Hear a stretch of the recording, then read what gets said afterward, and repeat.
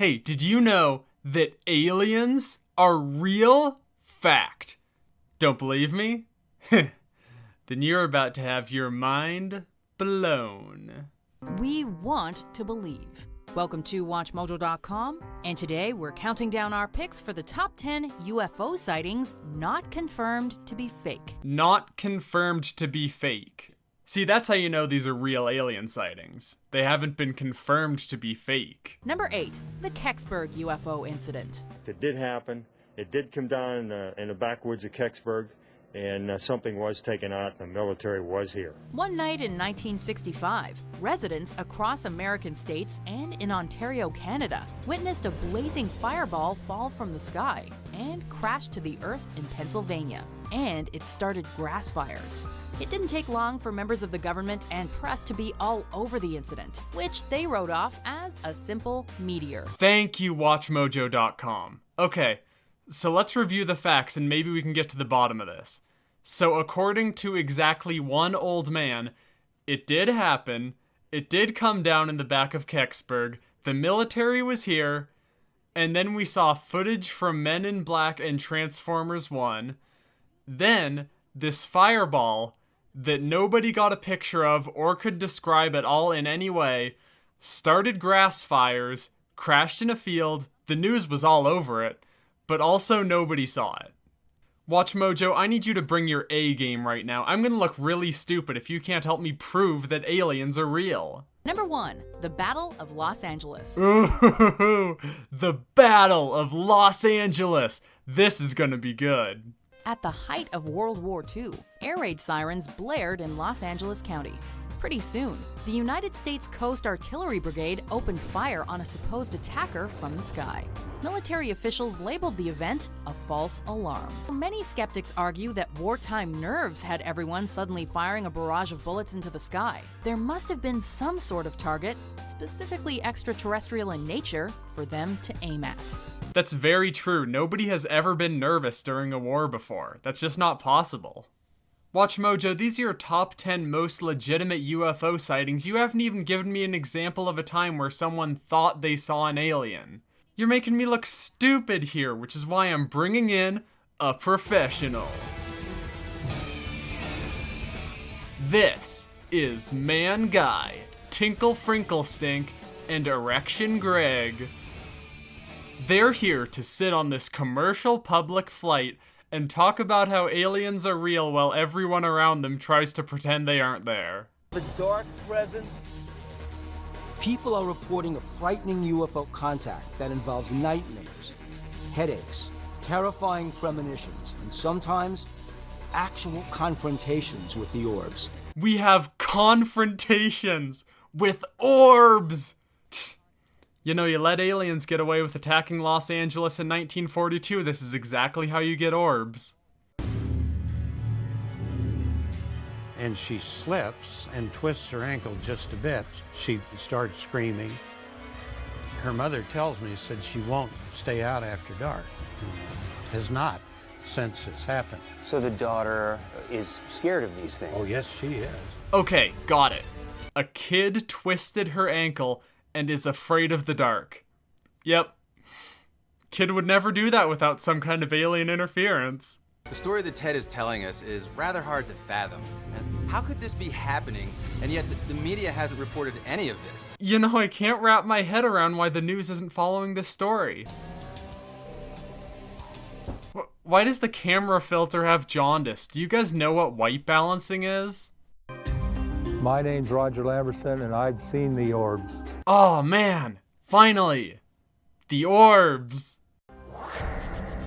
And I saw these lights, which are, in fact, I've seen them before. They're flares. There's a military operating zone over here. Immediately after that, I saw circular lights. Looked like they were around a vehicle of some sort. How many lights were there? About 10 or 12 of them. Yes! Yes! We have eyewitness testimony from a guy who saw lights in a circle. Aliens are so real right now. What we have here is a sighting that is very brief, happened at night, and it was quite a distance away. The lights that he saw don't demonstrate the flight characteristics that are typically associated with an unconventional craft. Tinkle, this isn't what I need to hear right now. This guy's got a real-life orb sighting and you're totally blowing him off. Something is going on the heartland that threatens the security of the people here and involves unwelcome visitations from these orb-shaped UFOs. Okay, so these lights in a circle are not only threatening the, 2 people you've gotten to do interviews with, but we're also saying they are definitely UFOs. I love that this is apparently Season 3, Episode 10 of this show, and nobody working on it is on the same page. Boner Brown over here is like, yes, yes, aliens are invading America and threatening people, and every single person who thinks they saw anything is to be believed and taken at complete face value. Now, Tinklestink, he is actually willing to question what people say if it doesn't make sense. And that's why he's a bad UFO hunter. Guy Man is just here for a paycheck. The editors think they're making some kind of horror movie or something that matters at all, and every witness is convinced that anything happening anywhere has to be aliens. This is good. This is good. I think we're getting a lot closer to proving that aliens are real. The reason I took the jellyfish UFO seriously is because I have direct first-hand knowledge of a video. The jellyfish UFO! This guy's got first-hand knowledge! Can we see it? No, not a recreation, can we actually see it? Oh, we're moving on, I guess not. What is going to be the same anywhere in the galaxy? If you have liquid water, it has to be within a very narrow temperature, and there's going to be a very narrow amount of pressure depending on the depth of that water. So that could be why water has always played a role in lakes and oceans. That could be why water has always played a role in lakes and oceans. Yeah. Yeah, no, it does do that. And they are absolutely reported coming in and out of the water. I released radar, thermal, infrared, and deck footage from 2019 with 10 warships being swarmed simultaneously by over 100 UFOs. It was confirmed by the Pentagon. Oh my god! 10 warships swarmed instantly by 100 UFOs, confirmed by the Pentagon. Do you have a link to that in the description? Oh, they have www.amazon.com Steve-O's Sauce Your Butthole bottle. That's close. That's basically the same thing as having evidence. Do we have any times that anybody actually saw an alien? That would help a lot. Oh, this looks good. It seems easier to explain the non-existence of the moon than it does to explain its existence. There's even reference to the time when there was no moon before the cataclysm. And certain inhabitants were known as Procelones, which means those that were before the moon. According to NASA, this time the moon rang like a gong, again reverberating for 3 full hours within the 2-kilometer radius of the landing. The unique man-made elements, the locked orbit, the hollow reverberation, it becomes pretty obvious that there's a lot more to this story and the moon itself beneath the surface. How do you make the moon is an alien observatory this boring? God, you gonna quiz me on this when we're done here? Now I'm just confused about the world in general. Good thing we've got the History Channel to set the record straight. The Sumerian myths point to the idea that there was this phenomenal cosmic battle. The gods fought amongst themselves across the cosmos, one planet fighting another planet. And that in fact, one planet was completely destroyed during this cosmic battle. Oh, right. Yeah, no, I knew that. About history. Ancient astronaut theorists say yes, and suggest that a recent NASA discovery may provide evidence that the survivors of this conflict took refuge on a celestial body located within the asteroid belt. Yeah, the ancient astronaut theorists. Those guys. He would later state that it is not just one race of alien beings that is visiting Earth, but many. A claim that is supported by astronaut Edgar Mitchell, the 6th person ever to walk on the moon. We invited him to dinner. His question to me was, how many species do you think there are? And I said somewhere between 2 and 12. And he said, yes, that's what I think too.